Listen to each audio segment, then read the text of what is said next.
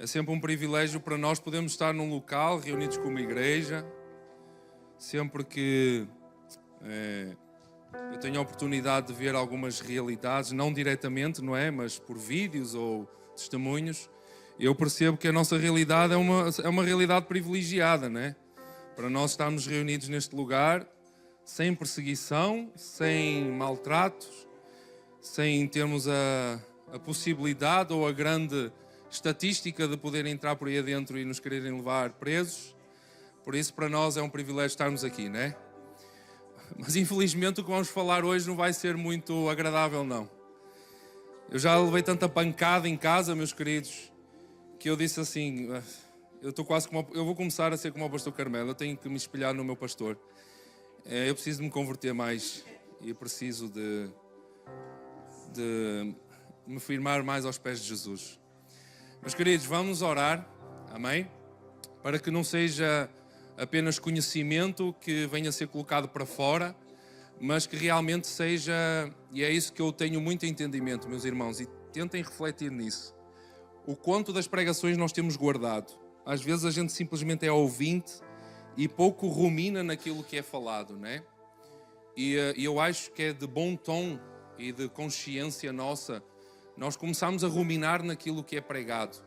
Porque se aquilo que é pregado não é pelo facto de nós perdermos às vezes um fim de semana preparando a pregação, ou há pessoas que perdem uma semana, não é nesse sentido, não é trazer glórias e honra a quem prega, mas é trazer honras e glória àquilo que é pregado, não é? Se o Evangelho ele é pregado em cima deste púlpito, eu acho de bom tom nós sempre meditarmos e ruminarmos naquilo que nos é falado porque é uma bem-aventurança para nós, é uma mais-valia para nós interiorizarmos aquilo que o Espírito nos vai ensinando. Porque muitos de nós, desculpem lá, eu parece que estou a pregar antes da pregação. Mas aquilo que o Senhor nos tem ensinado é para que nós possamos viver uma vida de acordo com aquilo que Ele nos tem ensinado. E vem um pouco esta minha pequena pré-introdução da carta que nós vamos falar e expor a série que nós vamos expor. Vamos ver que será de bom tom nós, a partir deste momento, nós começarmos a tomar mais cuidado e mais seriedade com aquilo que nós ouvimos de pregação, amém? Vamos orar. Paizinho, nós somos gratos, Senhor. Nós somos gratos pela Tua maravilhosa luz, Pai. Nós somos gratos pela Tua maravilhosa misericórdia, Senhor. Nós somos gratos, Senhor, porque em nós não há nada, Senhor, que brilhe aos Teus olhos, Deus.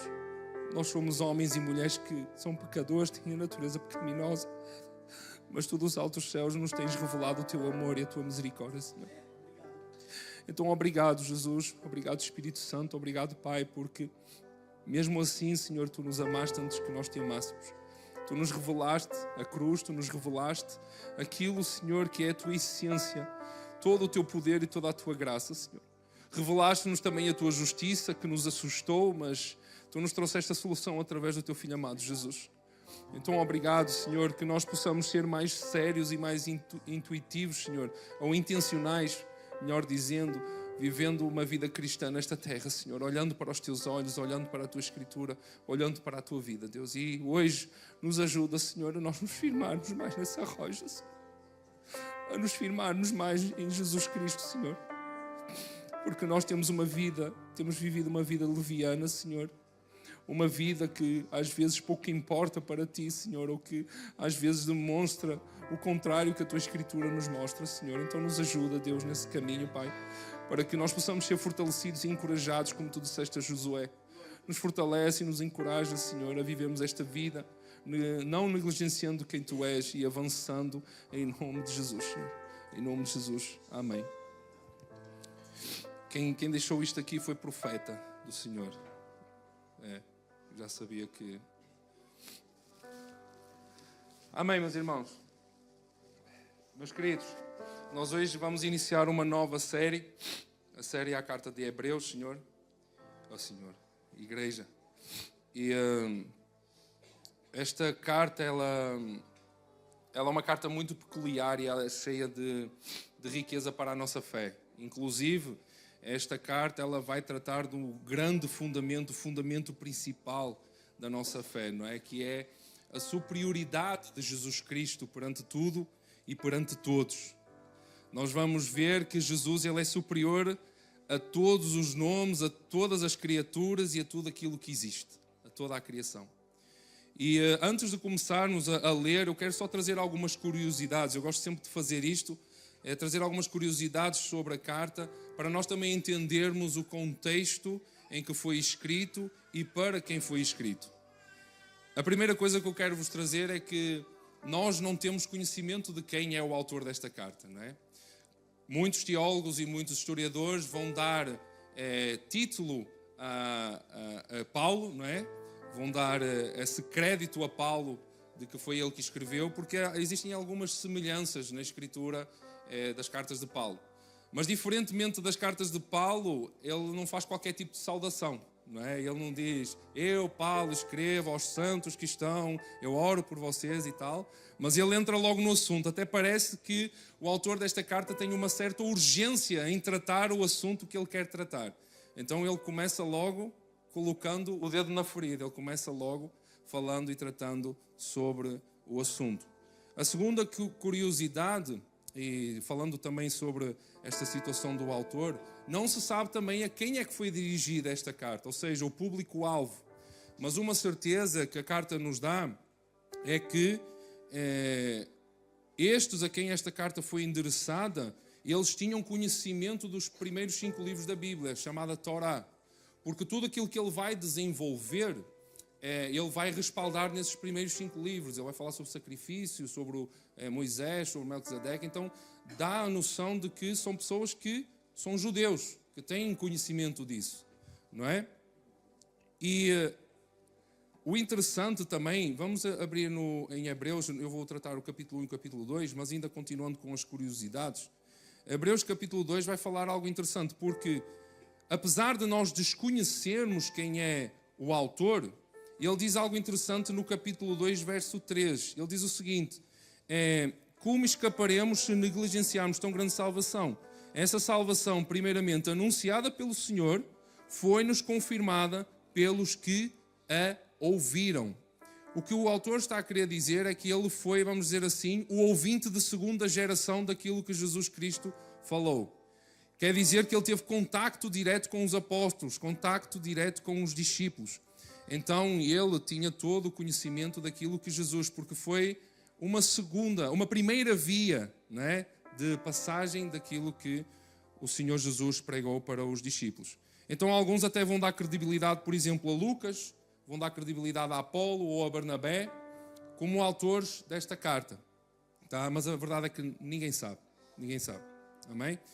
Então, este autor, nós vemos quando nós começamos a ler ao longo da leitura desta carta, e por ele ser alguém que esteve diretamente com os discípulos, vai trazer esse entendimento de estar firmado no credo dos apóstolos, naquilo que os apóstolos eles foram ensinando aos seus discípulos, ok? E além disso, esta carta ela é chamada do 5º Evangelho. Nós temos 4 Evangelhos, não é? E ela é chamada do 5º porque os 4 Evangelhos, Mateus, Marcos, Lucas e João, falaram sobre o ministério de Jesus aqui na Terra. E este vai falar sobre o ministério de Jesus nas regiões celestiais à destra do Pai. Amém? Então, falando um pouco sobre o contexto, isto foram algumas curiosidades para nós entendermos, tá? Mas o contexto desta carta, e por isso é que eu iniciei aqui falando sobre o privilégio que nós temos de estar aqui reunidos. Porque contexto aqui, é por isso que a carta se chama Hebreus, esta carta foi endereçada a cristãos judeus, cristãos que tinham abandonado a fé judaica para agora serem inseridos na fé em Cristo Jesus. E eles estavam claramente a passar por perseguição. E infelizmente, muitos estavam-se a afastar na fé de Jesus. Não estavam a querer sofrer as consequências dessa perseguição. Eles estavam basicamente, como o pastor Hernandes Dias Lopes fala, eles estavam de malas prontas para voltarem a abraçar o judaísmo, para deixarem de sofrer as consequências da perseguição. Então esta carta é um meio de este autor incentivar e admoestar o povo a se tornar firme na fé em Cristo Jesus. E o autor vai passar, e fazendo assim um plano geral da carta, o autor vai fazer comparações de Jesus com a Torá, a própria palavra, né? Vai fazer uma comparação com os anjos e com Moisés, com os profetas, com a terra prometida, com os sacerdotes que serviam no templo. Vai fazer uma comparação com Melquisedeque, dizendo que Jesus é da ordem de Melquisedeque, e falando também essa comparação de Jesus com a antiga aliança. E existem dois objetivos para com esta carta. Primeiro objetivo do autor para com esta carta é elevar Jesus a qualquer um e qualquer coisa, demonstrando a superioridade de Jesus e fazer-lhes ver que Jesus é o único digno de que se deposite toda a confiança. Meus queridos, a realidade deles era de perseguição. Eles estavam a ser perseguidos para voltarem à fé judaica. E este autor, ele escreve esta carta para que eles agora se firmem, depositem toda a sua confiança em Jesus. É basicamente ele trazer a centralidade da vida de cada um em tudo o que existe e em todas as coisas na pessoa de Jesus Cristo. E o segundo objetivo é desafiar os leitores, e entenda-se por leitor não só estes hebreus que receberam a carta, mas todos nós. Nós todos somos leitores. Não primeiros leitores, mas somos leitores desta carta. E ele desafia-nos a permanecermos fiéis a Jesus apesar da perseguição e apesar das circunstâncias. Há uma enorme advertência nesta carta de que não abandonemos Jesus. Então a minha exortação, antes de iniciar e já meditarmos naquilo que está escrito, a minha exortação para cada um de nós é que se algum de vocês está a pensar em abandonar Jesus, se algum de vocês neste momento está fraco na fé em Jesus Cristo, esta é a carta certa para compreenderem quem realmente Jesus é. O quão poderoso Jesus Cristo Ele é. Se algum de vocês está nesta situação, eu oro e toda a igreja ora para que vocês se possam firmar na rocha que é Jesus Cristo, porque Ele é superior a qualquer coisa e a qualquer um. Amém? Então, com os capítulos 1 e 2, eu quero desenvolver e trazer 3 declarações que estes 2 capítulos manifestam. E vamos ler o verso 1 e 2 do capítulo 1. Diz o seguinte: há muito tempo, Deus falou muitas vezes e de várias maneiras aos nossos antepassados por meio dos profetas. Mas nestes últimos dias falou-nos por meio do Filho, a quem constituiu herdeiro de todas as coisas e por meio de quem fez o universo. A primeira grande declaração que o autor de Hebreus ele faz aqui é que Jesus Cristo, Ele é superior a todos os profetas que vieram antes dele, a todos os profetas que trouxeram o Antigo Testamento. Jesus, Ele é superior a todas as formas anteriores pelas quais Deus se foi revelando a Israel. Ou seja, se nós não ouvirmos Jesus, se nós não atentarmos aos ensinos de Jesus, não tem mais possibilidade de conhecer o próprio Deus Pai. Sem Jesus, não podemos conhecer o próprio Pai, porque é Ele quem nos veio revelar na plenitude quem o Pai é. Amém, meus queridos? Mas é claro que isso não implica que Jesus ele veio abolir ou veio colocar por terra tudo aquilo que os profetas transmitiram. A palavra de Deus, a Bíblia, ela é feita de Antigo Testamento mais Novo Testamento. Existe um combate sobre Antigo Testamento e Novo Testamento, mas para nós, que quando olhamos para a harmonia de toda a Escritura, nós identificamos que não há qualquer combate entre o Antigo Testamento e o Novo Testamento. Inclusive, a carta de Hebreus é o livro mais importante e estratégico da Bíblia no que se trata a compreender a unidade das Escrituras entre Antigo e Novo Testamento. Porquê? Porque ele vai usar imensas passagens do Antigo Testamento para trazer esse testemunho de Jesus Cristo. Então, há uma harmonia perfeita entre o Antigo e o Novo Testamento. Então não há contradição entre aquilo que é chamado a lei e aquilo que é chamada a graça. Eu quero que vocês firmem esta frase. A lei nos prepara para a graça e a graça é a consumação da lei. Amém? Mais uma vez. A lei nos prepara para a graça e a graça é a consumação da lei. Eu não sei se vocês lembram, quando nós estivemos a fazer a série de Gálatas, eu preguei sobre a má e a boa notícia. Quando nós queremos transmitir a boa notícia, a boa nova de Jesus Cristo como Salvador de todo o ser humano, muitos irão rejeitar porque eles não conhecem a sua real condição. E a lei é isso que nos mostra. A lei nos condena, a lei nos mostra essa má notícia. E eis que vem Jesus Cristo, crucificado e ressurreto ao terceiro dia, assunto aos céus e está à destra do Pai, como a solução, a boa notícia para a nossa condenação. Então, sem a lei, não há a graça. Sem a lei, nós não nos conseguimos chegar à graça. E sem a graça, nós seremos sempre condenados pela lei. Conseguem entender? Há uma harmonia entre as duas coisas. Então Jesus, ele não veio abolir esta lei, não veio abolir aquilo que os profetas trouxeram, mas ele veio trazer a consumação de toda a lei nele. Amém? E a história da revelação divina é uma história que ela vai progredindo até Cristo. Mas a partir do momento que Cristo encarnou, não há mais progressão além de Cristo. Porquê? Porque tudo foi revelado em Cristo Jesus. É por isso que Jesus, ele é superior a todos aqueles que trouxeram ou foram usados para que a revelação de Deus fosse manifesta aqui na terra. Porque em Jesus está a máxima revelação do Pai. E sem Ele não há revelação de Deus. Ele é o clímax, é o pináculo da revelação profética, da voz profética aqui na terra. Não existem mais novas revelações, não existe mais nada além de Cristo. Tudo está consumado em Cristo Jesus. Amém? Além disso, Jesus também é superior aos profetas, porque o verso 2 ele vai dizer que nestes últimos dias falou-nos por meio do Filho, a quem constituiu o herdeiro de todas as coisas e por meio de quem fez o universo. João capítulo 1, ele vai dizer algo semelhante. João capítulo 1, verso 3, não precisam de abrir que eu leio aqui rapidinho, está bem? Para não andarem aí de um lado para o outro. Mas João 1, 3 vai dizer: todas as coisas foram feitas por intermédio dele, sem ele nada do que existe teria sido feito. Então tudo foi feito em Jesus Cristo. Sem Jesus nada do que existe existiria. Nada do que foi feito seria feito. Amém? Então Jesus, ele é superior a todas as coisas. Porquê? Porque todas as coisas foram feitas por meio dele. É ele quem sustenta. É ele quem une perfeitamente toda a criação. A criação foi criada por ele e nele. Amém?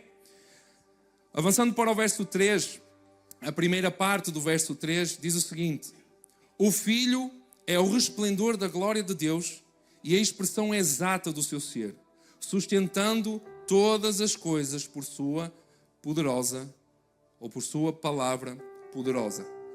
Aqui nesta primeira metade do verso 3, ele afirma, o autor, que Jesus é o resplendor da glória e a expressão exata do ser de Deus.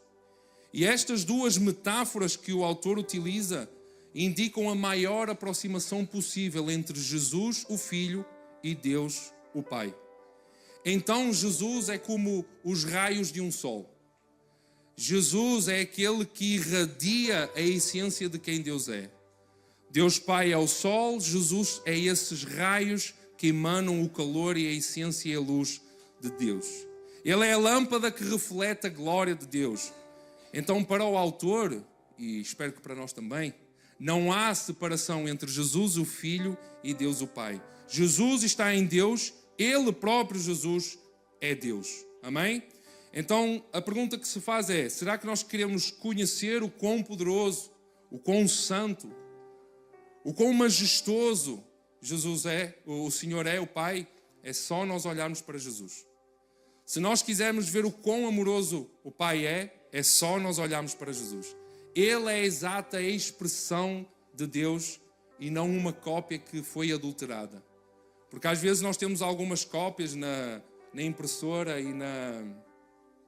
Como é que vocês usam um termo brasileiro para fotocópia? Xerox. Ele não é uma Xerox que o toner está todo desequilibrado e que tem algumas manchas. Não. Jesus é a cópia perfeita do Deus Pai. Amém? O próprio Jesus, ele testifica isso, ele declara isso. Quem vê a mim, vê ao Pai. E essa é a grande declaração da superioridade de Jesus. Então, por todas as coisas estarem nele, por tudo ser criado por meio dele, ele é superior a todos aqueles que vieram transmitir o Pai, a todos aqueles que vieram revelando o Pai ao longo da história. Amém? Continuando a ler a segunda parte do verso 13 e lendo o verso 4, diz o seguinte: depois de ter realizado a purificação dos pecados, ele se sentou à direita da majestade nas alturas, tornando-se tão superior aos anjos quanto o nome que herdou é superior ao deles. Então, primeiramente, o autor vai fazer uma comparação de Jesus com os profetas. Ele diz: Jesus, ele é superior a todos os profetas que vocês ouviram até hoje. E agora, ele vai dizer que Jesus é superior aos anjos. E porquê que ele vai fazer esta comparação com os anjos? Se nós formos à passagem de Estevão, quando ele foi martirizado, em Atos capítulo 7, versos 51 a 53, diz o seguinte: Estevão diz o seguinte: povo rebelde, obstinado de coração e de ouvidos, vocês são iguais aos seus antepassados, sempre resistem ao Espírito Santo. Qual dos profetas os seus antepassados não perseguiram? Eles mataram aqueles que prediziam a vinda do justo, de quem agora vocês se tornaram traidores e assassinos. Vocês que receberam a lei por intermédio de anjos, mas não lhe obedeceram. O próprio autor vai testificar esta mesma frase, ou este entendimento que o próprio Estevão falou. No capítulo 2, no verso 2, o autor a Hebreus vai dizer o seguinte: porque se a mensagem transmitida por anjos provou a sua firmeza e toda a sua transgressão e obediência recebeu a devida punição. Então havia este entendimento e esta clareza de que os anjos revelaram aos profetas e trouxeram a mensagem da revelação de Deus aos profetas. Então, o que o autor estava a querer dizer é que a lei foi entregue por anjos e que os anjos são realmente esses mensageiros de Deus que foram poderosamente usados por ele, não é? Eles foram usados como arautos para trazer e transmitir a mensagem da revelação de Deus. E é aqui que o autor ele faz a sua segunda revelação, ou a segunda declaração de que Cristo, ele é superior aos anjos. Ou seja, ele é superior àqueles que são superiores aos profetas, porque eram os anjos que transmitiam a lei aos profetas. Então ele vai dizer, não só Jesus é superior aos profetas que vêm falando em toda a história ao povo, como aqueles a quem falaram aos profetas, ele também é superior a esses. Amém? Na mente dos judeus havia essa mentalidade de superioridade, de que os anjos realmente eles eram superiores a estes profetas e que foram eles que realmente foram usados por Deus para transmitir essa lei aos profetas. Mas o que ele afirma, dizendo que Jesus ele é superior a esses dois, profetas e anjos, é que a mensagem da Boa Nova, a mensagem do Evangelho, é superior a todos os mensageiros da Palavra de Deus. Então esta é mais uma advertência do autor, de que se Israel foi chamado para prestar atenção à Torá, à lei de Deus que foi entregue por anjos, quanto mais eles deveriam de prestar atenção à mensagem que foi anunciada pelo Filho de Deus. E é exatamente como nós. Se nós atentamos à lei de Deus, quanto mais nós devemos de atender à mensagem de boas novas que Cristo nos revelou. Amém? E não apenas isto. Não apenas devido à superioridade da mensagem, mas também devido ao status de superioridade de Jesus perante os anjos. E é notável o facto de que Jesus abandonou esse status, abandonou esse lugar de superioridade sobre todas as coisas. Para quê? Para se tornar um ser humano, para sofrer como ser humano, para sofrer por nós e morrer por nós. Em Jesus, como o autor falou, nós vemos o resplendor da sua glória. Em Jesus nós vemos a glória e a humildade do próprio Deus. Então nós vemos como é que Jesus, ele se uniu com compaixão ao trágico destino da humanidade. Ele se uniu vivendo como nós, perecendo como nós, tendo os mesmos problemas que nós, mas ele continua a ser superior a todos e a qualquer coisa.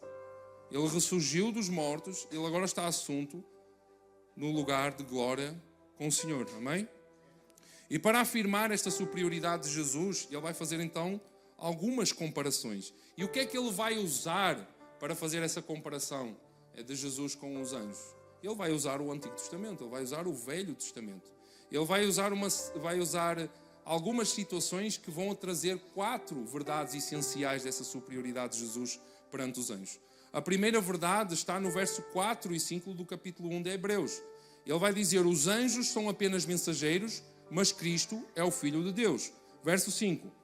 Pois a qual dos anjos Deus alguma vez disse: tu és meu filho e hoje te gerei. Só para vocês terem noção, isto foi falado em Salmos capítulo 2. Continuando, e outra vez, eu serei seu pai e ele será meu filho. E isso está lá em 2 Samuel capítulo 7. Verso 6. E ainda, quando Deus introduz o primogênito no mundo, diz: todos os anjos de Deus o adorem. Amém?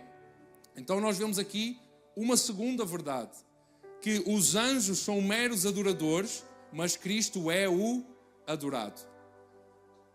Ele vai fazer esta comparação para que não só este povo judeu tenha entendimento de quem Jesus Cristo é, mas que nós entendamos a superioridade de Cristo sobre todas as coisas.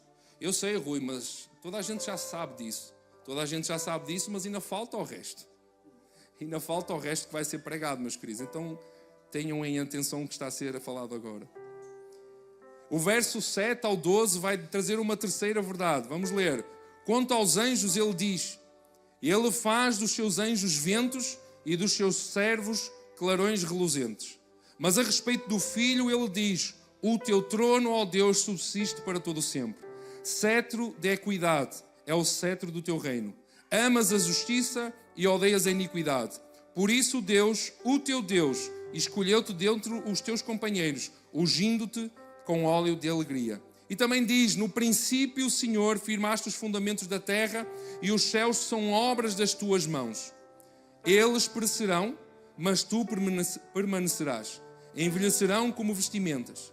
Tu os enrolarás como um manto, como roupas eles serão trocados. Mas tu permaneces o mesmo e os teus dias jamais terão fim. Tudo isto ele foi retirando de Salmos. Todas estas citações do 7 ao 12 ele retirou daquilo que eles já conheciam como os Salmos. E esta é a terceira verdade, de que os anjos são o quê? Meras criaturas, mas Jesus Cristo é o próprio Criador. Amém? E o verso 13 e 14 vai finalizar com uma quarta verdade. A qual dos anjos Deus alguma vez disse: senta-te à minha direita, até que eu faça dos teus inimigos um estrado para os teus pés. 14. Os anjos não são todos eles espíritos ministradores enviados para servir aqueles que hão de herdar a salvação? Então aqui ele traz uma quarta verdade, que os anjos, eles são meros servos, mas Cristo é o próprio Rei. Amém? Então nós vemos aqui, inclusive, expressa a superioridade de Jesus perante aqueles que transmitiram a mensagem de Deus aos profetas. Para quê? Para que o povo seguisse a lei. E é nestes pontos que nós conseguimos ver esta harmonia perfeita do Antigo Testamento com o Velho Testamento. Ver uma harmonia perfeita de que o Antigo Testamento testifica aquilo que aconteceu no Novo Testamento. Amém? Então, para finalizarmos este primeiro entendimento, Jesus Cristo ele é superior a todas as coisas, a todas as formas que foram anteriores para que Deus se revelasse ao povo. E é esta exortação do autor ao povo de Deus, que a sua confiança, ou seja, a nossa confiança, tem de estar firmada naquele que é superior a todos e a todas as coisas. Amém? E eu quero trazer, como eu falei, quero trazer a realidade daquele povo enquanto vida cristã, porque isto tudo é teoria, não é? Nós sabemos, Jesus Cristo ele é superior a qualquer coisa, as coisas foram criadas por meio dele, as coisas foram criadas por ele, as coisas estão criadas nele, Mas como eu falei no início, estes irmãos eles estavam a passar por duras perseguições. Muitos perderam os seus bens e outros, inclusive, perderam a sua própria vida. Muitos foram queimados vivos, lançados às feras, em prol do Evangelho, em prol da sua fé em Jesus. E é claro, os outros que viam isso acontecer, infelizmente, acabaram por ceder a essa pressão, acabaram por ceder à tentação de se afastarem da fé e negaram a fé. Eles preferiram não morrer, não serem presos e negaram a sua fé. Então, quando nós entramos no capítulo 2, aí é que a porca torce o rabo. É assim, não é? Aí é que a porca torce o rabo. Porque o autor vai começar a exortar o povo com o propósito de que eles se mantenham firmes em Cristo e que não olhem para trás, não voltem para trás. Vamos ler o capítulo 2, do verso 1 ao 4. Por isso, é preciso que prestemos maior atenção ao que temos ouvido, para que jamais nos viemos. Porque, se a mensagem transmitida por anjos provou a sua firmeza e toda a transgressão e desobediência recebeu a devida punição, ou seja, o que ele está a dizer é que, se esta mensagem que foi transmitida pelos anjos provou a sua firmeza e que toda a transgressão e desobediência recebeu a devida punição, como escaparemos se negligenciarmos tão grande salvação? Essa salvação, primeiramente anunciada pelo Senhor, foi-nos confirmada pelos que ouviram. Mais uma vez, o Senhor Jesus falou aos discípulos, aos apóstolos, e os apóstolos transmitiram a ele, a este autor. Verso 4. Deus também deu testemunho dela por meio de sinais, maravilhas, diversos milagres e dons do Espírito Santo, distribuídos de acordo com a sua vontade. Então o contexto aqui destes cristãos é o mesmo contexto dos cristãos atualmente, meus queridos. Por isso é que eu disse, nós temos um grande privilégio de podermos nos reunir neste lugar. Até quando é que esse tempo durará? Porque eu tenho pleno entendimento de que um dia nós iremos ser perseguidos exatamente como aqueles que estão a ser perseguidos noutros países que não podem professar a sua fé cristã. E deixem-me dizer, por o contexto ser igual, a fé cristã, ela exigia e continua a exigir de nós tudo. Continua a exigir muito de nós. Se nós nos sentimos confortáveis na nossa fé cristã, alguma coisa ainda está algo que ainda não foi aceso em nossas vidas. Porque exige um alto preço a nossa fé em Cristo. E neste capítulo o autor vai mostrar então que rejeitar o Evangelho de Jesus Cristo, testemunhado pelos próprios apóstolos e que foi carimbado, credenciado por sinais, maravilhas, diversos milagres e dons do Espírito Santo que foram distribuídos de acordo com a sua vontade, é lavrar a própria sentença de morte, é lavrar a própria sentença de condenação.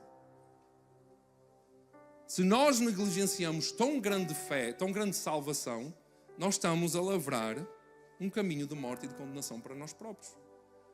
O argumento que o próprio autor usa aqui é que aqueles que negligenciaram a mensagem da lei entregue a Moisés por meio de anjos sofreram terríveis castigos. Muito mais severo vai ser o castigo, ou será o castigo, para aqueles que negligenciarem a tão grande salvação trazida por Cristo Jesus.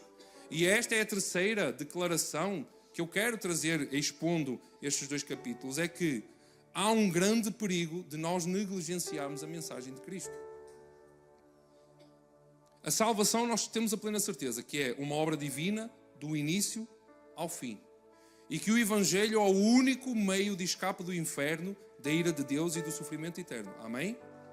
O Evangelho é a única mensagem, a única boa nova, a única solução, única com caps lock e negrito, a única coisa que nos retira da condenação do Senhor, que nos retira da ira. Por isso é que quando Jesus Cristo foi crucificado, recaiu toda a condenação sobre Jesus, porque a condenação que era merecida em nós foi canalizada e desviada para Jesus Cristo. Então o Evangelho, Jesus, ele é o único meio de salvação da condenação e da ira de Deus Pai. Então a pergunta que se faz é: como é que vão escapar aqueles que negligenciam essa tão grande salvação, se o único caminho é Jesus Cristo? A expressão que o autor Hebreus usa aqui logo no início, no verso 1 do capítulo 2, é por isso. Algumas traduções, algumas versões vão usar por esta razão.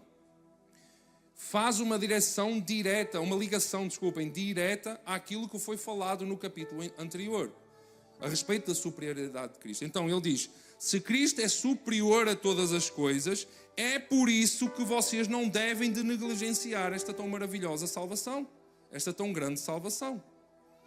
Então ele nos adverte a que nós prestemos maior atenção às verdades ouvidas, para que jamais nós nos afastemos delas. Amém? Assim seja. Amém. Amém. E isso não apenas por causa da superioridade dessa mensagem, mas a superioridade do próprio mensageiro, que ele é superior a todas as coisas.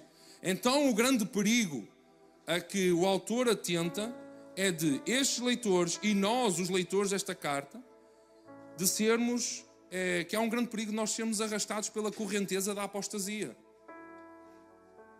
De nós sermos levados por uma corrente de falsos evangelhos que nos afastam da fé em Cristo Jesus. E nós deixarmos ser levados por essa correnteza significa morte e destruição para as nossas vidas, meus irmãos. E este é o grande alerta do autor. O que o autor nos quer alertar é que a grande salvação de Jesus Cristo não somente pode ser rejeitada por aqueles que não conhecem ainda, como ela pode ser negligenciada por aqueles que já a receberam. Quem entendeu, diga amém. Negligenciar significa literalmente nós nos desviarmos ou errarmos um alvo. Mas ela também traz a ideia de nós menosprezarmos alguma coisa. Então aquilo que está a ser falado aqui, que o autor nos está a tentar acordar e a chacoalhar, é que a revelação de Cristo Jesus, ela pode ser menosprezada por aqueles que já ouviram essa mensagem. Então, basicamente, homens e mulheres, neste contexto e no nosso contexto, que já tiveram o Pai revelado, já tiveram a salvação revelada por meio de Cristo e que continuam a menosprezar essa tão grande salvação. E para mim, meus queridos, isso é inconcebível. Isso é inconcebível, o facto de homens e mulheres continuarem a ignorar o seu único meio de salvação. Rui, mas não és mesmo assim. Meus queridos irmãos, não me falem isso. É assim mesmo. É assim mesmo. Se nós continuarmos a negligenciar o único caminho de salvação que nós temos, que é o Evangelho, a morte e ressurreição de Cristo pelos nossos pecados, nós estamos a lavrar um caminho de condenação de novo para nós mesmos. O capítulo 10 de Hebreus ele vai ser tão ainda mais duro do que eu que estou a ser duro aqui. Ele vai dizer que o julgamento de Deus cairá sobre esses e horrível coisa é cair nas mãos do Deus vivo. Paizinho, me leva nas tuas mãos. Horrível coisa é cair nas mãos do Deus vivo. E é através desta negligência que as pessoas acabam por se apostatar, por se afastar da fé em Cristo Jesus. Exatamente como estava a acontecer com este povo. Não, deixa para outra hora. Não deixa para outra hora, vai agora. Corre para os pés de Cristo. Corre para Ele, porque senão tu estás lavrando um caminho de condenação. Um dia estes homens e estas mulheres, um dia nós, homens e mulheres, ouvimos a verdade do Evangelho, conhecemos e até professamos por um tempo essa verdade, mas por negligência deixamos de dar atenção, viramos as costas e acabamos por rejeitar aquilo que um dia professamos. Então aquilo que antecede a apostasia é a negligência, meus queridos. A apostasia ela não vem de um dia para o outro, meus irmãos. Se nós vemos alguém que era firme na fé e que de um dia para o outro, como é que era a expressão? Havia uma expressão, se eu me tentar lembrar, de repente, foi de repente. As coisas não acontecem de repente, meus queridos. Há um esfriamento na fé, as pessoas negligenciam esta tão grande salvação e a apostasia vem. A apostasia não vem de um dia para o outro, meus irmãos. Então a negligência, ela gera apostasia. Para quem não entende o que é apostasia, é retirar-se da fé de Cristo. Não mais acreditar em Cristo. Não mais professar o nome de Cristo em sua vida. Então aqueles que vão abandonando aos poucos os hábitos de oração, os hábitos de meditação, os hábitos de leitura na palavra, os hábitos de relacionamento com a igreja, os hábitos de trabalhar para o Senhor, os hábitos de glorificar o Senhor em tudo aquilo que fazem nos seus trabalhos, quer comeis, quer bebeis, vocês têm que glorificar o nome do Senhor. Tudo isso, quando nós deixamos de ter esses hábitos, nós vamos deixar de ter fé em Cristo Jesus. Nós vamos nos desviar na fé em Cristo Jesus. E a minha pergunta é, as minhas perguntas são, meditem nisso. Se quiserem fechar os olhos, fechem. Peçam ao Espírito Santo sabedoria e entendimento. Será que nós estamos nesse tempo de negligência? Será que não temos negligenciado a tão grande salvação que o Senhor nos permite ter? Será que não temos negligenciado a vida que Deus nos tem dado? E é interessante que o liberalismo teológico, o consumismo, o materialismo estão aí para provar exatamente isso. Do quanto nós temos negligenciado a mensagem de Cristo Jesus. Tudo isso está aí de novo para nos aprisionar outra vez com amarras, com algemas, que Jesus Cristo já nos tinha liberto de tudo isso. Mas nós próprios, negligenciando quem Cristo é, aquilo que Cristo fez por nós, nós voltamos de novo a nos aprisionar.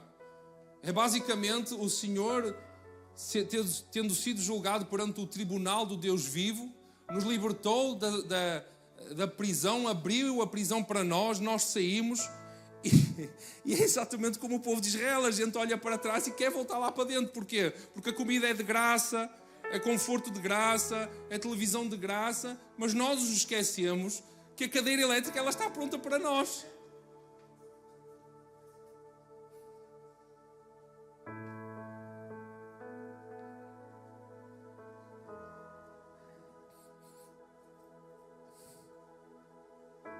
Então, meus queridos, cabe-nos a nós, como diz o verso 2 do capítulo 2, prestar-nos maior atenção ao que temos ouvido para que jamais nos desviemos, para que jamais recaia de novo a condenação do Deus Pai sobre as nossas vidas. Meus queridos, isto é tão sério. Isto é tão sério, meus queridos. Às vezes a gente se ri porque eu, o Francis, o pastor, alguns irmãos são chatos de nós a incentivarmos as pessoas a orarem, a terem um momento devocional com o Senhor, a meditarem nas Escrituras. Mas tudo isso trata-se de vida em vocês. Precisamos nos manter firmes na palavra de Jesus, meus queridos. Nos mantermos firmes no relacionamento com Jesus. Nos mantermos firmes com a noiva de Jesus. Ninguém é a igreja sozinho, meus irmãos. Ninguém é a igreja só porque vem aqui ao domingo, meus irmãos. Há um relacionamento vivo com os santos. Há um relacionamento que gera vida com os santos. E se algum de vocês pensa que vir aqui ao domingo é vida em Jesus Cristo, eu vou-vos dizer, não é vida em Jesus Cristo vir aqui ao domingo. Isto aqui é a maior expressão daquilo que nós temos de relacionamento durante o nosso dia-a-dia. Esta é a maior expressão, ou é uma prévia daquilo que nós iremos passar diariamente e eternamente diante do Senhor Jesus, que foi crucificado e que agora está de carne e osso à nossa frente. Isto é uma prévia dos santos que estarão na Nova Jerusalém louvando e engrandecendo o Senhor. Isto aqui, meus queridos, é a prévia, mas há um trabalho que culmina, exatamente como a minha esposa falou aqui. A gente não ora só quando o problema vem. A gente tem o joelho no chão antes de que o problema venha. E é exatamente isto. Nós somos igreja antes deste momento de reunião. Nós nos tornamos santos e por sermos santos é que nós estamos aqui. Então nós precisamos de nos manter firmes em Cristo Jesus, na palavra de Jesus. Mantemos-nos firmes num relacionamento com a noiva de Jesus. E é claro, a igreja, meus queridos, tem um papel fundamental, essencial e poderoso no que toca ao ensino das Escrituras. Mas se nós individualmente, como santos, negligenciarmos essa tão grande mensagem, essa tão grande salvação, não venham colocar a culpa na igreja. Pois a igreja, meus queridos, eu falo aqui desta igreja local, ela tem se dedicado com amor e temor ao ensino verdadeiro das Escrituras. Se vocês um dia se apostatarem da fé, não culpem a igreja, porque a igreja não tem culpa disso. A igreja até incentiva aqueles que estão firmes, como eu falei aqui no início.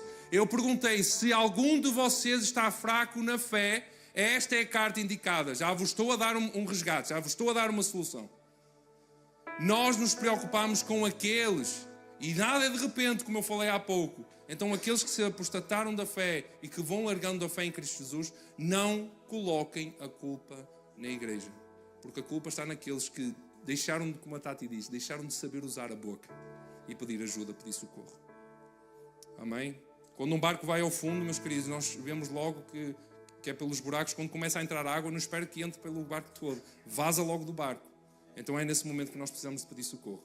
Então, para concluir a minha mensagem, meus irmãos, desde que Deus tem falado através do Filho, como está aqui no capítulo 1, os homens devem de se apegar profundamente a esta mensagem, como diz o capítulo 2.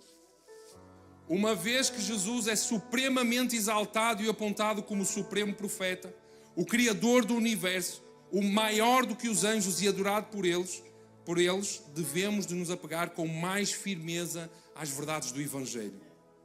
Então, da mesma maneira que este povo não ignorava a revelação que foi dada pelos anjos aos profetas e dos profetas aos homens, muito menos se podem descuidar da revelação que veio por meio do Filho de Deus.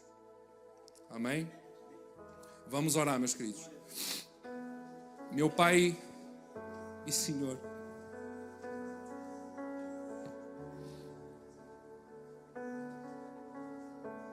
nos perdoa, Senhor, porque muitas das vezes nós temos negligenciado aquilo que Tu já nos deste. Nos perdoa, Senhor, como às vezes nós cantamos aqui. Lamento por não cantar de coração. Lamento porque não tenho sido firme em Ti, Senhor. Que todos nós neste momento possamos refletir em nossa vida. Possamos refletir naquilo que Tu já nos tens dado. Primeiramente a salvação, através do Teu Filho amado Jesus Cristo. Tudo aquilo que Tu nos tens dado para que a Tua condenação e a Tua ira não caia sobre as nossas vidas. E que nós possamos também meditar naqueles que Tu já nos tens dado aqui na terra. Santos, homens e mulheres que professam a mesma fé e que não se deixam abalar por qualquer coisa. Nos ajuda, Senhor, a que nós nos mantenhamos firmes na fé em Cristo Jesus. Eu tenho plena certeza e plena convicção de que nós sem a igreja, nós sem Ti não somos nada, Senhor. Que nós possamos ser reativados nesse amor pelo Teu Evangelho. A Tua palavra diz que buscai primeiramente o reino de Deus e as demais coisas vos serão acrescentadas. Eu creio, Senhor, no mais fundo do meu coração, de que quando é para buscar primeiramente o reino dos céus, é para ter a plena certeza de quem Tu és, mergulhar num profundo relacionamento contigo, e tudo aquilo que advém de Ti é lucro para mim, porque eu não necessito de mais nada. Mas eu Te agradeço por todas as bênçãos que Tu me tens dado, e acredito que os meus irmãos também são gratos por tudo aquilo que Tu lhes tens dado. Todos os trabalhos, todo o dinheiro que Tu tens colocado na vida deles através do trabalho, toda a bênção da família, toda a bênção de prosperidade, não só financeira, mas de saúde, prosperidade, Senhor, de sabedoria, prosperidade de inteligência, prosperidade de força, prosperidade de espírito, prosperidade de amor por Ti, Senhor. Então nos ajuda, Senhor, a que nós não negligenciemos tão grande salvação, Senhor. Eu sou o primeiro a Te pedir perdão, Senhor, porque não tenho firmado os meus pés em Cristo Jesus. Me ajuda, Senhor, a ir mais profundo em Ti, Senhor. A ter um relacionamento mais profundo em Ti, Jesus. Me ajuda, Senhor, a olhar para Ti.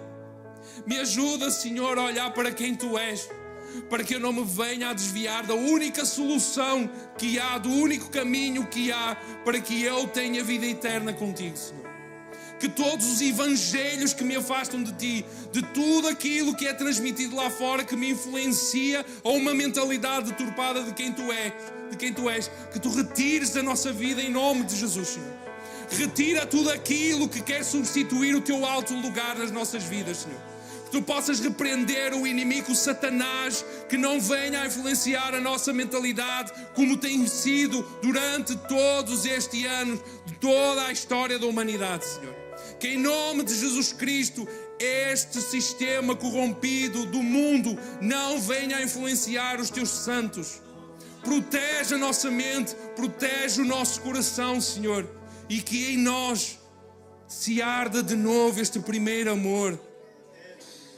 Em nome de Jesus. Apocalipse é claro que nós podemos fazer muito para Ti, glorificar e louvar o Teu santo nome, mas o primeiro amor, ele se foi. Nos ajuda a Te amar acima de todas as coisas, Pai. Espírito Santo, trabalha em nós para que este primeiro amor possa ser restituído em nossas vidas. Por amor de Deus, Espírito Santo, tem misericórdia de nós. Tem misericórdia de nós porque nós somos falhos. Nós somos réus pecadores. Nos ajuda e nos santifica, Senhor. Obrigado, Pai. Obrigado por esta palavra dura que nos dói, que nos traz à consciência o quão falhos nós temos sido, o quão negligentes nós temos sido, mas nos ajuda, Pai, que nós precisamos da Tua misericórdia. Nos ajuda, Senhor, a voltarmos à essência, a voltarmos a sermos crianças humildes e que entendem que Tu és todo-poderoso, superior a qualquer coisa e a qualquer um. Em nome de Jesus, nós somos gratos pelo Teu amor, Senhor. Em nome de Jesus, Pai. Em nome de Jesus. Em nome de Jesus, Senhor. Amém, Deus. Amém. Graças Te damos e Te louvamos nesta noite, Senhor. Em nome de Jesus. Graças Te damos, Deus. Graças Te damos. Meus irmãos, esta é uma exortação do fundo do coração. Que nós possamos realmente estar firmes aos pés de Jesus. Que o Senhor tenha misericórdia das nossas vidas, meus irmãos. Firmem-se na rocha, Jesus Cristo. Não há outra solução. Eu sou assim mesmo, eu sou chorão, mas isto vem do meu coração.